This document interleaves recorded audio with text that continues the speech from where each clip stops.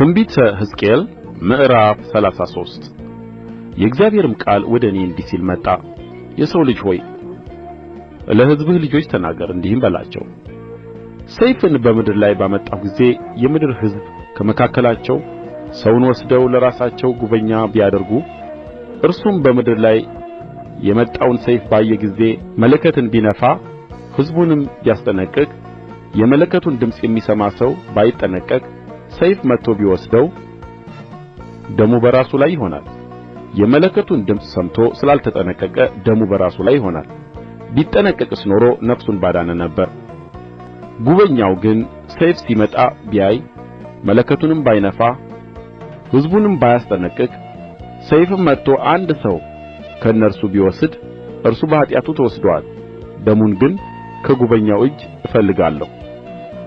አንተም የሰው ልጅ ሆይ ለእስራኤል ቤት ጕበኛ አድርጌሃለሁ። ከአፌ ቃሌን ስማ፣ ከእኔም ዘንድ አስጠንቅቃቸው።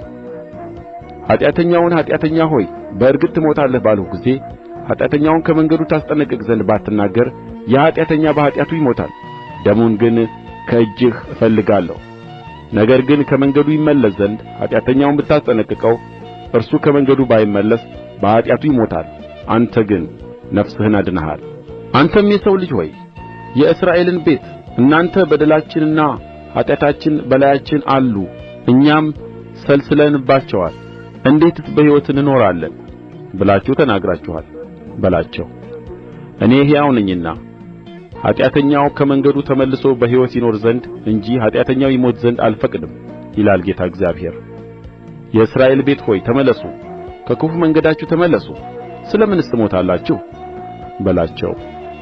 አንተም የሰው ልጅ ሆይ የሕዝብህን ልጆች እንዲህ በላቸው። በበደለበት ቀን የጻድቅ ጽድቁ አያድነውም፣ ኃጢአተኛም ከኃጢአቱ በተመለሰበት ቀን በኃጢአቱ አይሰናከልም።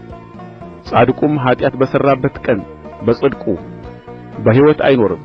እኔ ጻድቁን በእርግጥ በሕይወት ትኖራለህ ባልሁ ጊዜ እርሱ በጽድቁ ታምኖ ኃጢአት ቢሠራ በሠራው ኃጢአት ይሞታል እንጂ ጽድቁ አይታሰብለትም። እኔም ኃጢአተኛውን በእርግጥ ትሞታለህ ባልሁ ጊዜ እርሱ ከኃጢአቱ ተመልሶ ፍርድንና ቅን ነገርን ቢያደርግ ኃጢአተኛውም መያዣን ቢመልስ የነጠቀውንም ቢመልስ በሕይወትም ትእዛዝ ቢሄድ ኃጢአትም ባይሠራ በሕይወት ይኖራል እንጂ አይሞትም። የሠራው ኃጢአት ሁሉ አይታሰብበትም። ፍርድንና ቅን ነገርን አድርጎአል፣ በእርግጥ በሕይወት ይኖራል። ነገር ግን የሕዝብህ ልጆች የጌታ መንገድ የቀና አይደለም ይላሉ። ነገር ግን የእነርሱ መንገድ የቀና አይደለም። ጻድቅ ከጽድቁ ተመልሶ ኃጢአትን ቢሠራ ይሞትባታል። ኃጢአተኛውም ከኃጢአቱ ተመልሶ ፍርድንና ቅን ነገርን ቢያደርግ በሕይወት ይኖርበታል። እናንተ ግን የጌታ መንገድ የቀና አይደለም ትላላችሁ። የእስራኤል ቤት ሆይ በእያንዳንዳችሁ ላይ እንደ መንገዳችሁ እፈርድባችኋለሁ። እንዲህም ሆነ በተማረክን በአሥራ ሁለተኛው ዓመት በአሥረኛው ወር ከወሩም በአምስተኛው ቀን ከኢየሩሳሌም ያመለጠ አንድ ሰው ወደ እኔ መጥቶ ከተማይቱ ተመታች አለኝ። ያመለጠውም ሳይመጣ በመሸ ጊዜ የእግዚአብሔር እጅ በእኔ ላይ ነበረች። በነጋውም ወደ እኔ እስኪመጣ ድረስ አፌን ከፈተ፣ አፌም ተከፈተች። ከዚያም በኋላ እኔ ዲዳ አልሆንሁም። የእግዚአብሔርም ቃል ወደ እኔ እንዲህ ሲል መጣ። የሰው ልጅ ሆይ በእስራኤል ምድር ባሉ በባድማ ስፍራዎች የተቀመጡ አብርሃም ብቻውን ሳለ ምድሪቱን ወረሰ፣ እኛም ብዙዎች ነን፣ ምድሪቱም ርስት ሆና ለእኛ ተሰጥታለች ይላሉ። ስለዚህ እንዲህ በላቸው፣ ጌታ እግዚአብሔር እንዲህ ይላል፣ ከደም ጋር ትበላላችሁ፣ ዓይናችሁንም ወደ ጣዖቶቻችሁ ታነሣላችሁ፣ ደምንም ታፈስሳላችሁ። በውኑ ምድሪቱን ትወርሳላችሁን? ሰይፋችሁን ይዛችሁ ቆማችኋል፣ ርኩስ ነገርን ታደርጋላችሁ፣ የባልንጀሮቻችሁንም ሚስቶች ታስነውራላችሁ።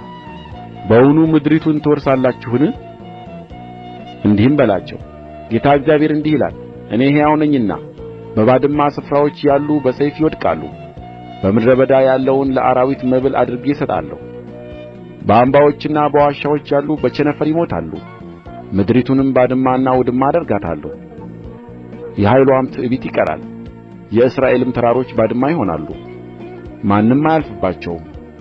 ስላደረጉትም ርኵሰት ሁሉ ምድሪቱን ባድማና ውድማ ባደረግሁ ጊዜ እኔ እግዚአብሔር እንደ ሆንሁ ያውቃሉ።